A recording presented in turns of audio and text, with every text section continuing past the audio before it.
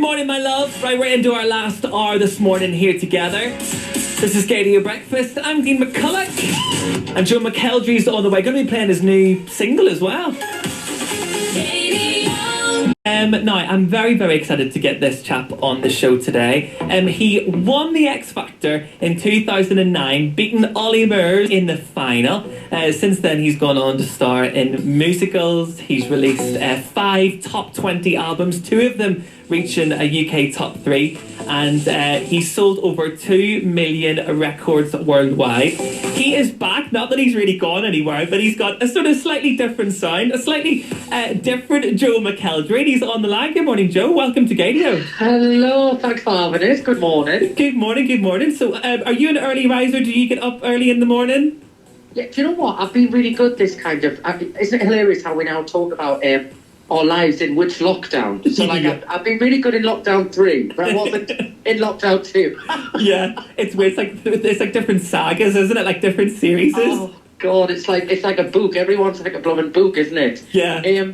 But yeah, I am. I've been really good, actually. I've been on this like kind of fitness and health plan and just like trying to just not drink as much. You know, I was falling into the trap of just cracking open the bottles of wine and just being like, oh, well, you know what? And with having the new single out and stuff, I've kind of been working a lot more and having to kind of be in a routine and doing interviews and press. And so, yeah, I've been very good with my sleep apps recently. Nice. So what are we saying then? Your lockdown part 1 was a bit like selling sunset, constantly having bevies, just thinking that you were living the high life. And then how would you describe lockdown part 2 and part 3 in a Netflix series?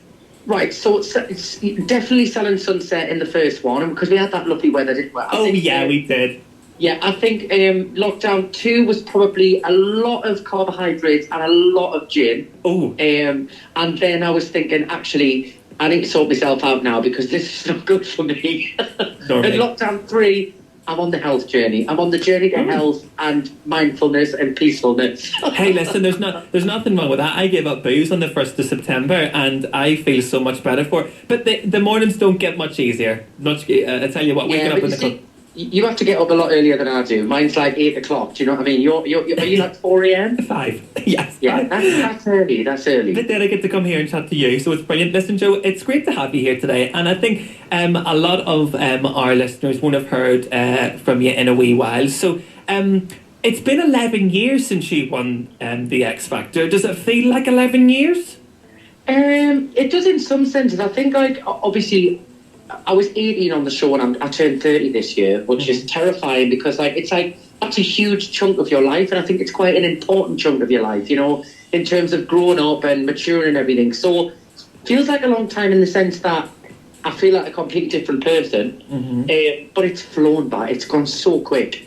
You know, I remember back then I always just said, you know, I hope I've still got a career in 10 years' time and I want to still be doing all of this and everything, and then you literally blink and it's 10 years later and you think, oh my God, how on earth did I get here, do you know? Yeah, are you glad that you came out so early in your career, Joe? Because I know you won X Factor in 2009, then you came out in the summer of 2010. Was that, do you think that was a good move? Are you proud of yourself for that?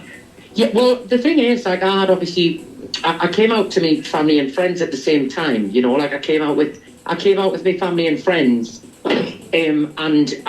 Obviously it was a chat with kind of, you know, that I had with everyone. And once I'd been comfortable with them and decided that that's what I was going to do, I was willing to kind of tell everyone, you know, because I was like, I've got nothing to hide, you know. It's not like once everybody in my close circle knows, then I want to be honest with everyone, you know. And you've definitely kept yourself in the right lane. I think, you know, you've been so busy. You know, I think often with especially back in your day when X Factor was in its prime, you know, only a couple of the stars of X Factor would really sustain a career. How have you managed to continue to be a household name, you know, for the last 11 years?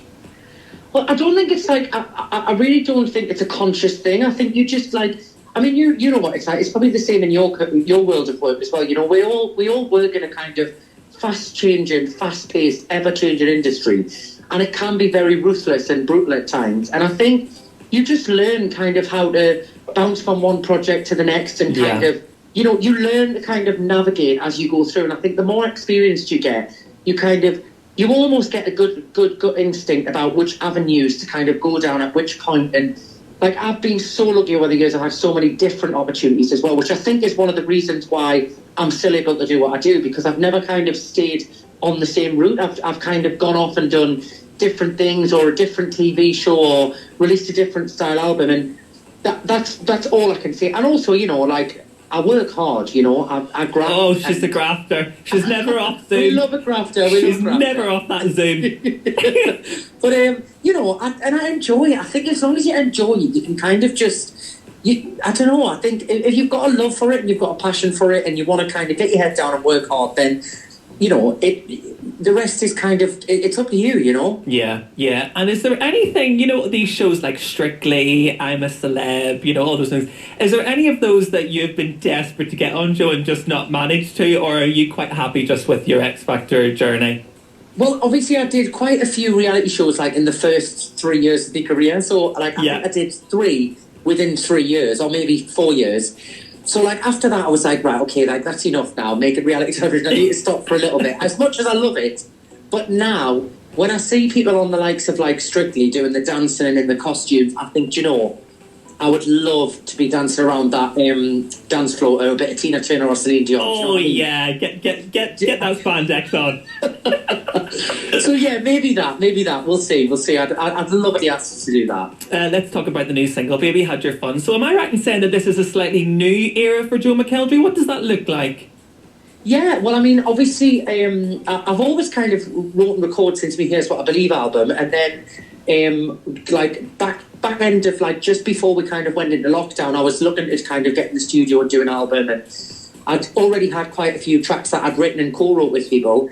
And then we wrote this at the beginning of lockdown last year, around about this time of year, and I just loved it. I wanted to kind of write a big kind of happy breakup song, if that makes sense. Yeah. You know, I've done the sad ballads, and I wanted this to be the kind of, when you've been dumped by someone, we've all been dumped, haven't we? Do you know what I mean? We've all been dumped. No, actually, I do the dumping, Joe. Oh, do you? No. Do you? Oh, wow, look at you. Do I, heck? I've got nobody to dump.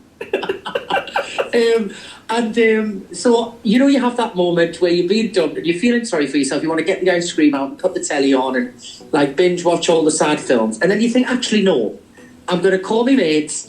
I'm going to get the drinks flowing, obviously when you were allowed to go out. Mm-hmm.